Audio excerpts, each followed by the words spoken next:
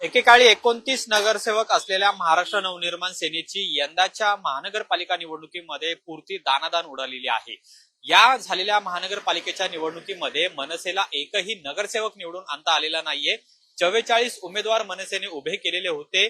ठाकरेंची शिवसेना यांच्या आणि काँग्रेस सोबत मनसे लढलेली होती, मात्र मनसेच्या हाती काहीच लागलेलं नाही आणि त्यामुळे मनसे आता पुढे काय करणार आहे, आत्मचिंतन करणार आहे का नाही, असे अनेक प्रश्न आहेत ते उपस्थित करण्यात आलेले आहेत। आणि याविषयी बोलण्यासाठी आपल्या सोबत मनसेचे सरचिटणीस आणि प्रवक्ते हेमंत संबूस आहेत। निकाल लागून बराच कालावधी झालेला आहे, पण अजूनही पुण्यामध्ये मनसेचा पराभव का झाला याच्यावर काही मनसेकडून आत्मचिंतन किंवा काय येणाऱ्या काळामध्ये काही घडामोडी घडणार आहेत का नाही? बघा, पराभव झाला हे मान्य आहे, पण तो का झाला याची बरीच कारणं आहेत। म्हणजे ही जी निवडणूक होती ही मी म्हणेन संपलेल्या लोकशाहीची निवडणूक होती। ही निवडणूक कशा पद्धतीने लढली गेली हे सगळ्या महाराष्ट्राने बघितलंय, त्याला कुणीही अपवाद नाही। म्हणजे उमेदवारांची पळवापळवी, कार्यकर्त्यांची फोडाफोडी, पैसे वाटप, मशीनचा गोंधळ, मतदार दुबार मतदार, त्यानंतर मतदार बोगस मतदार, हे अशा अनेक मुद्द्यांवरती हे सत्ताधारी किंबहुना भाजप ही निवडणूक लढलेला आहे। तरीही त्याला आम्ही सामोरं जाऊन ही निवडणूक सक्षमपणे लढलेलो आहोत। याच्यामध्ये आम्हाला अपयश जरी आलेलं असलं तरी इथून पुढे आम्ही त्याचं आत्मचिंतन करून कशा पद्धतीने पुढे जायचं हे आम्ही लवकरच ठरवणार आहोत। अपयशाची कारणं नेमकी तुम्हाला काय वाटतात पक्षांतर्गत? नाही, पक्षांतर हे बघा, शेवटी ही आमची पण पहिलीच युती होती। युतीच्या माध्यमातून आम्ही जेव्हा ही निवडणूक लढलो तेव्हा आम्हालाही काही गोष्टी शिकायला मिळाल्या आणि आम्ही ती निवडणूक लढलेलो आहोत। त्याच्यामध्ये थोडंसं काही गोष्टी ह्या राहून गेल्या आणि त्या गोष्टी सुधारण्यासाठी आता आम्ही आत्मचिंतन करू। याविषयी माझं स्वतःचं वहिनींशी आणि राजसाहेबांशी बोलणं झालेलं आहे।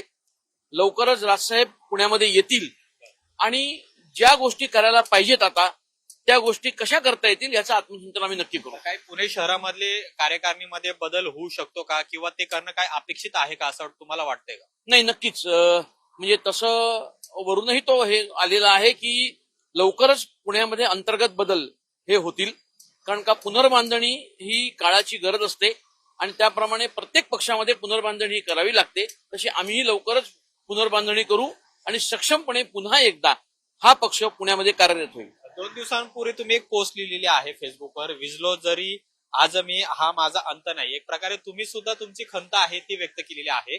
तर निवडणुकीच्या काळामध्ये काय तुम्हाला डावलण्यात आलेलं होतं का, बाजूला सारण्यात आलेलं होतं म्हणून तुम्ही ही पोस्ट लिहिली आहे? नाही नाही नाही, अजिबात नाही। मी ही पोस्ट जी आहे ही कार्यकर्त्यांना उलट मोटिवेट करण्यासाठी केलेली आहे की आता जरी तुम्हाला अपयशाला सामोरं जावं लागलेलं असलं तरी आपण विझलेलो नाही, आपल्याला इथून पुढे सक्षमपणे उभं राहून आपल्याला काम करायचं आहे।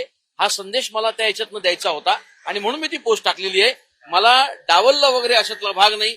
हा, थोडाफार गोंधळ हा नक्कीच झाला होता, पण तो आमचा पक्षांतर्गत विषय आहे आणि आम्ही लवकरच बसून तो सोडवू। तुमची नाराजी दूर आहे? माझी नाराजी पक्षावर किंवा राजसाहेबांवर किंवा कोणावर कधीच नव्हती आणि कधीच राहणार नाही। खूप खूप धन्यवाद आमच्याशी बोलल्याबद्दल। तर मनसे लवकरच आत्मचिंतन करेल असं हेमंत संबूस यांनी म्हटलेलं आहे। त्याचबरोबर पुणे शहराच्या कार्यकारिणीमध्ये बदलही होऊ शकतो असे सूचक इशारा आहे तो सुद्धा त्यांनी दिलेला आहे। कॅमेरामन तुषार ननावरेसह अमोल धर्माधिकारी, लोकशाही मराठी, पुणे।